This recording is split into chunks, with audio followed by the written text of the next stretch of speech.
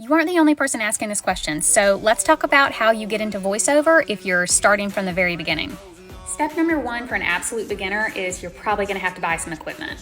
But get creative. Ask your friends if they've got gaming microphones or whatever sound equipment that they aren't using anymore. Look on Facebook Marketplace.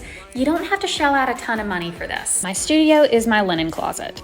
Closets are absolutely ideal spaces. Here's my computer, here's my microphone. I use a pop filter and a stand, a couple different pop filters actually. I use a USB mic. Some people say not to. I'm fine with it. I also have a external hard drive and a stool and sound curtains, sound blankets, but it's a really good space because it really closes in the sound. So your space is almost more important than your equipment. This is about $120 microphone. My microphone's not that expensive. I've actually tried more expensive mics and returned them because this one sounds better. I'm telling you, the space that you're recording in is more important than your microphone. In addition to the equipment, you're gonna have to have a software editing platform of some sort.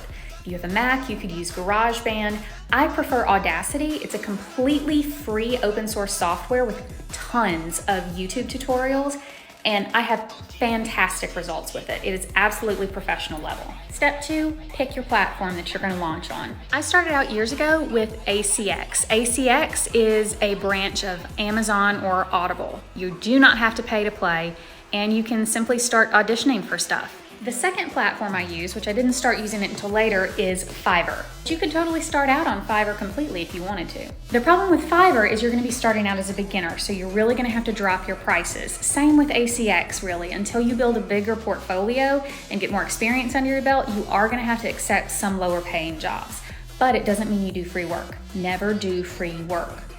There's also YouTube videos and podcasts for all this junk. So just really dive deep into that kind of research, the kind of research that's free. You could also look into Upwork or Freelancer, find a platform that you really like and vibe with. For me, it's Fiverr. There's also some where you have to pay, sometimes a lot, to play. You do not have to do those to start out. Do we need a part two?